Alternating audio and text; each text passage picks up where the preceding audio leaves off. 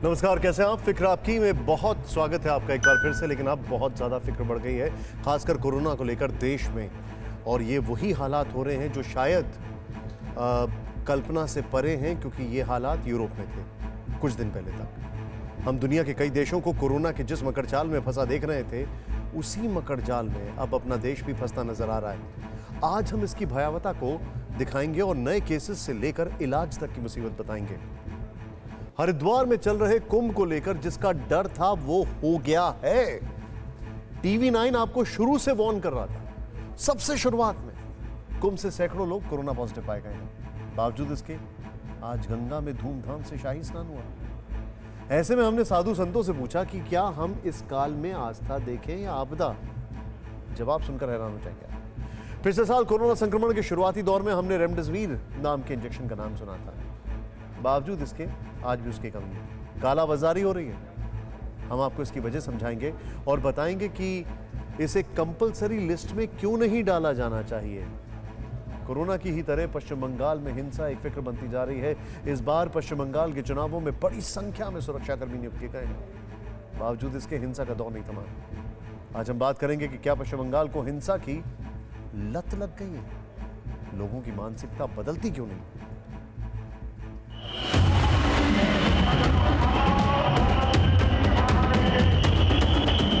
ये कोरोना एक ऐसी चीज है कि जब तक आप उसको लेकर के नहीं आओगे घर में नहीं आता। चुनाव में कहाँ सोशल डिस्टेंसिंग है? नहीं हो पा रही, जहाँ नहीं हो पा रही है। जहाँ संभव है वहाँ लोग कर रहे हैं।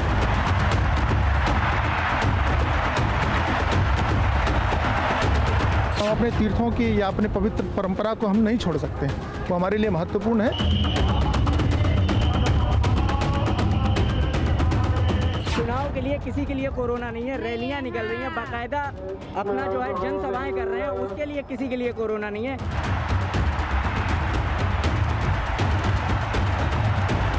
मास्क और 2 गज की दूरी,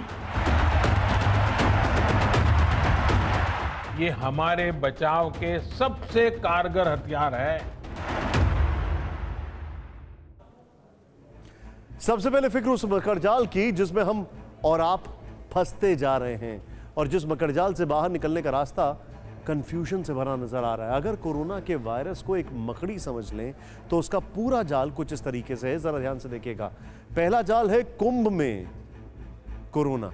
तमाम एक्सपर्ट्स कह रहे हैं कि सोशल डिस्टेंसिंग को संक्रमण की कड़ी टूटती है, और वायरस को संक्रमण तेजी से फैलाने के लिए कुंभ जैसी ही भीड़ की जरूरत होती है, जो हमने पूरी तरह दी है। नतीजा यह हुआ है कि कुंभ में साधु संतों समेत सैकड़ों श्रद्धालु संक्रमित हो गए हैं। दूसरा जाल है संक्रमण की रैली। कोरोना आज 2.25 लाख के डेली केसेस तक पहुंच चुका है, और अब रैली वाले राज्यों से भी चौंकाने वाले आंकड़े सामने आने लगे हैं। कोलकाता में कोरोना का विस्फोट हो गया, जिसे हम रोक सकते थे। कोरोना का तीसरा जाल है टेस्ट कम। कोरोना का वायरस जितना ज्यादा समय तक हमारे शरीर में रहेगा उतना ही ज्यादा घातक साबित होगा, लेकिन ये जानते हुए कि हमने खुद ही कोरोना के टेस्ट कम कर दिए। कोरोना का चौथा जाल है बेडफुल। कोरोना इतनी तेजी से फैलता है कि अस्पतालों में मरीजों के लिए जगह नहीं बचती, और देश के बड़े बड़े शहर एक बार फिर उसी हालात में पहुंच लगे। पांचवा जाल है लॉकडाउन। लॉकडाउन लगता है तो सिर्फ रोजगार ही नहीं जाता है, बल्कि देश की अर्थव्यवस्था भी तबाह हो जाती है। यानी कोरोना चारों तरफ से बर्बादी लाता है। छठा जाल है सेंसेक्स, जिसका असर आज बाजार में दिखा। आज सुबह बॉम्बे स्टॉक एक्सचेंज का सेंसेक्स 635 अंकों की गिरावट के साथ खुला। दोपहर 3 बजे तक 1898 अंक नीचे था, यानी हमारे ग्रोथ पर असर दिखने लगा है। सबसे पहले हरिद्वार में चल रहे कुंभ की पड़ताल करते हैं, जहां आज धूमधाम से शाही स्नान मनाया गया। हजारों लोगों ने आस्था की डुबकी लगाई। दुखद यह है कि ये लोग जानते थे कि इससे कोरोना फैलने का खतरा है, और अब जब कुंभ से सैकड़ों केस सामने आने लगे तो हमने साधु संतों से भी पूछा कि आखिर उन्हें कोरोना काल में भक्तों को क्यों बुलाना पड़ा। तो सुनिए उन्होंने क्या कुछ कहा।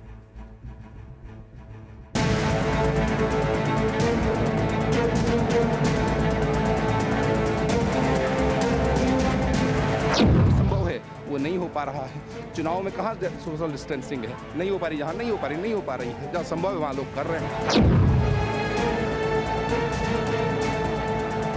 अपने तीर्थों की या अपने पवित्र परंपरा को हम नहीं छोड़ सकते, वो हमारे लिए महत्वपूर्ण है, लेकिन फिर भी भगवान की कृपा से यहाँ कुछ नहीं होगा। कोरोना का प्रभाव आपने संतों में कम देखा होगा और आम आदमियों में ज़्यादा इसलिए हुआ कि वो लोग ज़्यादा मांसाहार करते हैं।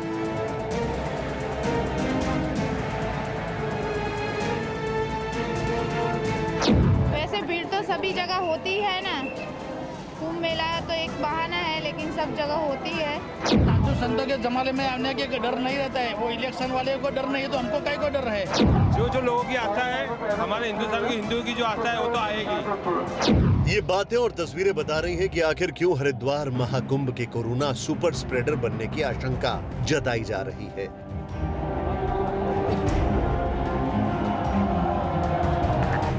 जहां तक नजर जाती है वहां तक सिर्फ और सिर्फ सोशल डिस्टेंसिंग की धज्जियां उड़ाती श्रद्धालुओं की भीड़ नजर आती है।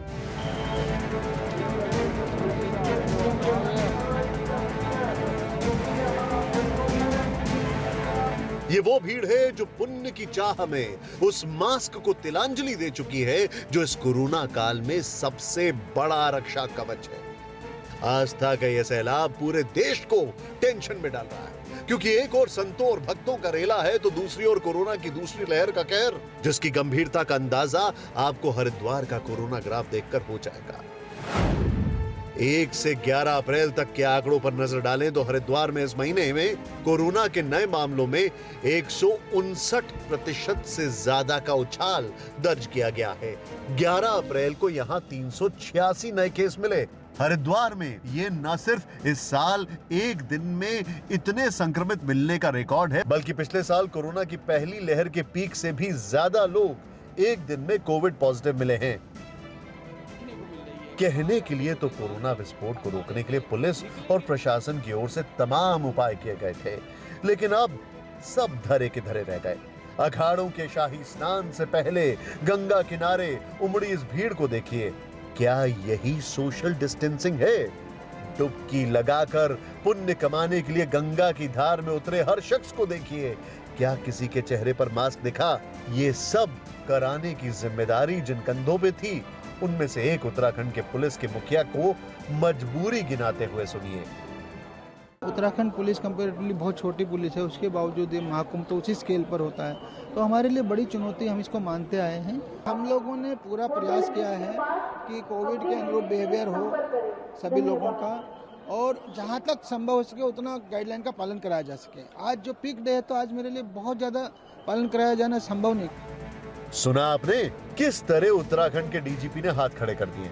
अभी कई और शाही स्नान होंगे, उनमें भी इसी तरह भीड़ उमड़ेगी और शासन प्रशासन फिर हाथ खड़े कर देंगे, क्योंकि वाकई में कुंभ जैसे विशाल आयोजन में लाखों श्रद्धालुओं को कंट्रोल करना सिर्फ पुलिस के लिए नामुमकिन है। और इसीलिए पुलिस प्रशासन ने लोगों को जागरूक करने के लिए साधु संतों से भी मदद ले रही है, लेकिन खुद साधु संतों में मास्क और सोशल डिस्टेंसिंग को लेकर अलग अलग विचार है।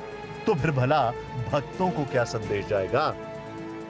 यदि कोई बीमारी है तो है, उसको नज़रअंदाज नहीं करना चाहिए। ऐसी महामारी है, राष्ट्रपति से लेकर बड़े से बड़ा और छोटे से छोटा हर व्यक्ति को छू चुका है, स्पर्श कर चुका है। कुंभ मेले में आकर के आप मास्क जरूर पहने और सोशल डिस्टेंसिंग जितनी हो सके, हो नहीं सकती है लेकिन हो सके उतनी सोशल डिस्टेंसिंग रखें। सोशल डिस्टेंसिंग यहाँ संभव नहीं है, तो इसलिए जो है जो नहीं संभव है वो नहीं हो पा रहा है।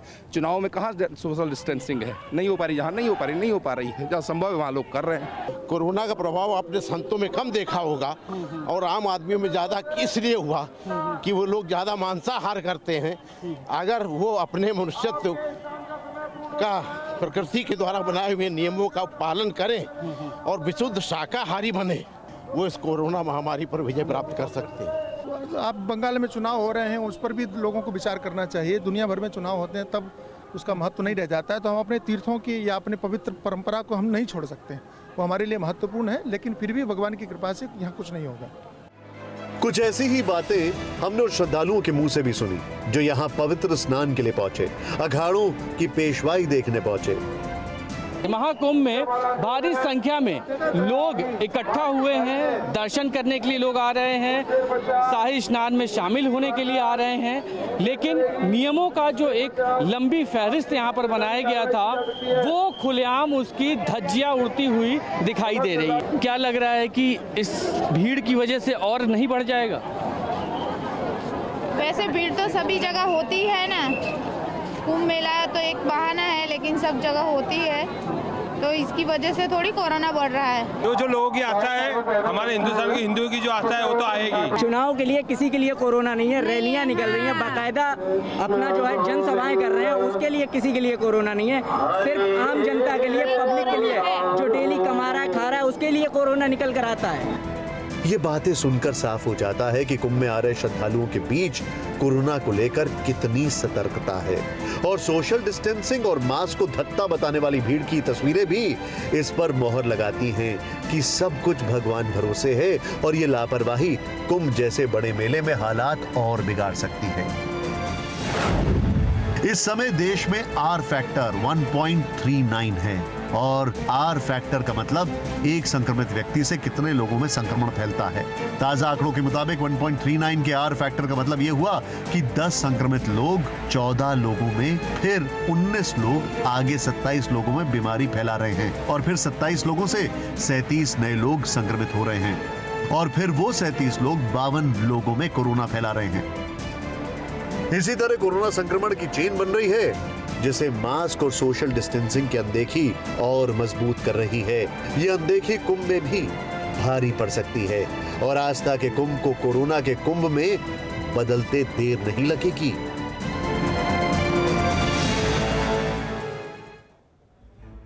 न्यूज़ टॉप 9 रोज सुबह 7 बजे और शाम 7 बजे सिर्फ TV9 भारतवर्ष पर।